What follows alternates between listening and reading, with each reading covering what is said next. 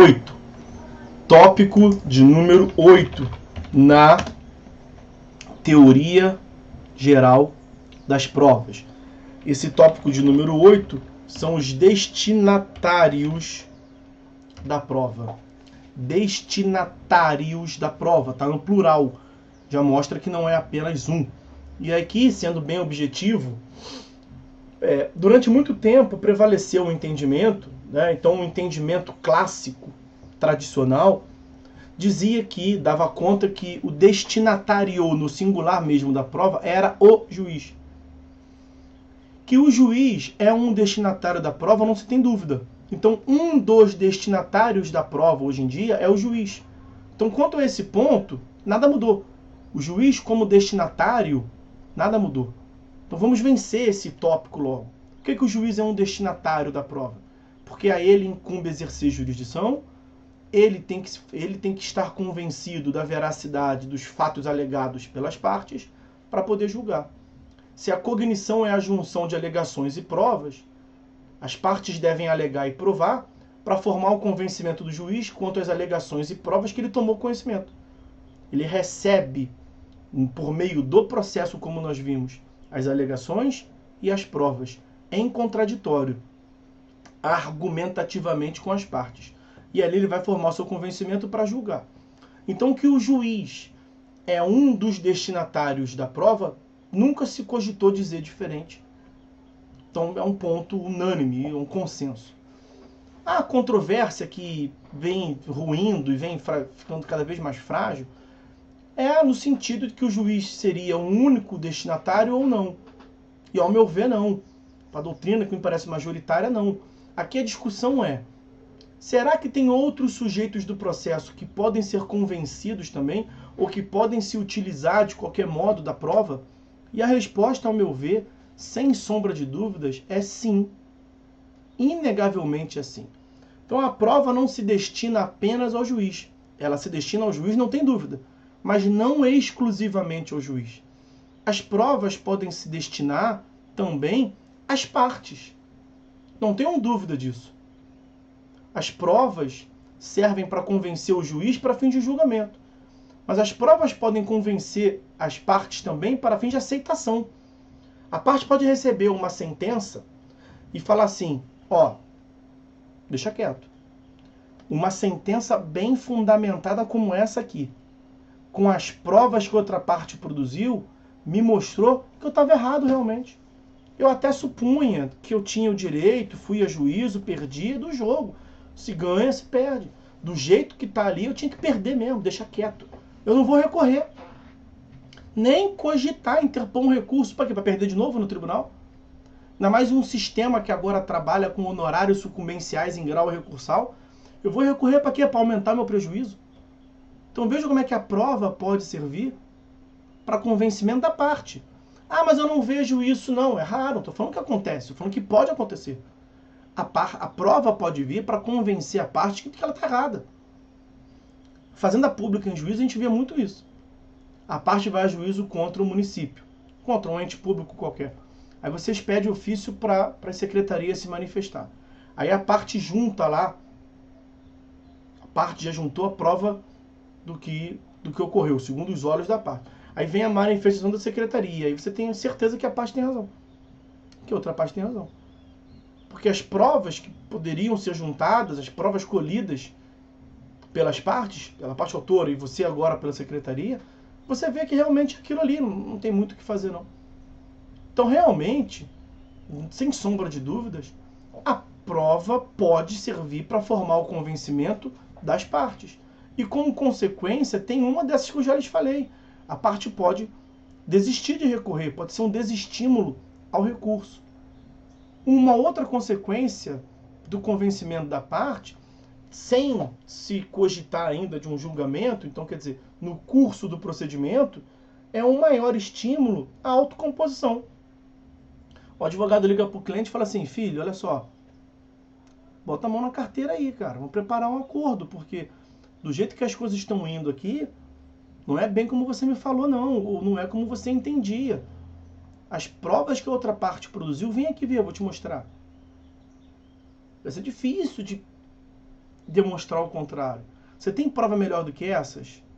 Ih, doutor, não tem não, realmente, poxa, não tinha parado para ver por esse ângulo, realmente o que a parte está falando, o que a outra parte está falando tem razão. Então vamos fazer um acordo, cara.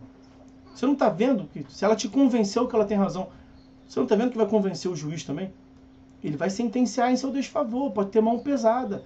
Então vamos nos antecipar, vamos propor um acordo. A prova serve para convencer a parte, inclusive para estimular uma autocomposição. Nós veremos, num tópico em apartado, não sei se nesse encontro de hoje, que eu lhes disse que classicamente, tradicionalmente, a prova tem uma natureza instrumental, né?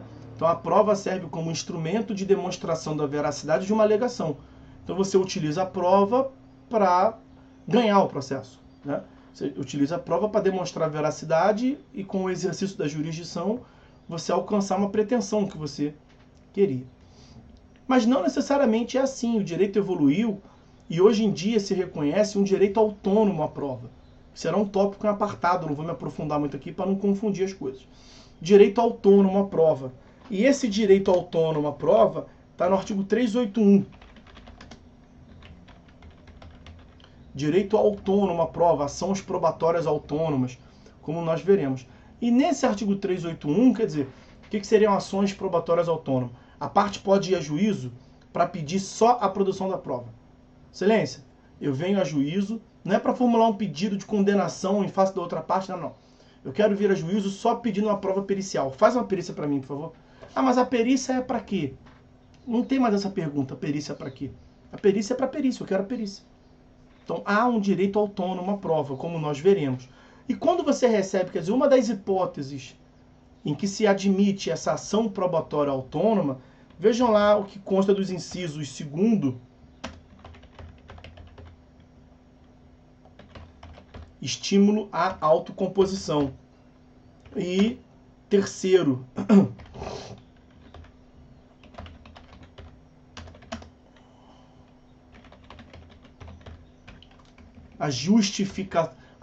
inciso 2º, estímulo à autocomposição.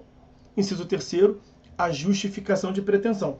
A parte pode ir a juízo para elaborar um laudo pericial e antes de propor a demanda principal, antes de propor uma demanda formulando um pedido condenatório em face da outra parte, ela pode procurar a outra parte e falar assim, olha aqui, ó, a prova que eu produzi em juízo. Você sabe que com essa prova aqui vai ser difícil de você fugir, né? Então você sabe que se eu for a juízo contra você, você vai acabar perdendo, né? Vamos resolver aqui entre a gente, por favor? É bom para você, é bom para mim, é bom para o Estado. Então esse é um bom instituto do direito autônomo à prova. Vamos ver se pega. Então, para justificar a autocomposição, nós teremos o direito autônomo à prova. Veja como é que serve para convencer as partes. Para justificar a pretensão. Tem causas que a parte nem sabe bem se ela tem direito. Ela pode ir a juízo para justificar a sua pretensão. Ou ao contrário, a parte pode receber, imagina uma questão previdenciária. A parte vai a juízo, recebe uma perícia lá qualquer e fala assim, nem vou a juízo contra o INSS, nem vou pedir a pensão, nem vou pedir pensão, não, nem vou pedir a aposentadoria por invalidez. No meu caso não é. A minha lesão não é justificadora de invalidez. Então, menos um processo, no sentido processo, em que pese ter tido um processo para a produção da prova, é menos um processo no qual tem resposta de defesa, audiência, acusação, e produz prova, e condena. Então é menos, a prova não é necessariamente utilizada com essa finalidade instrumental de condenação, de comprovar uma pretensão. Esse direito autônomo à prova deixa muito claro, portanto, nós veremos melhor isso, tá?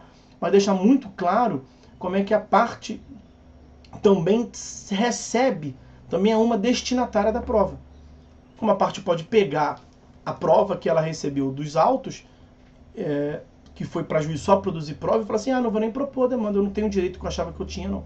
Pode justificar a pretensão, que ela estava em dúvida se tinha ou não tinha, como pode justificar que não tem pretensão nenhuma. Pode desestimular o oferecimento de uma ação principal.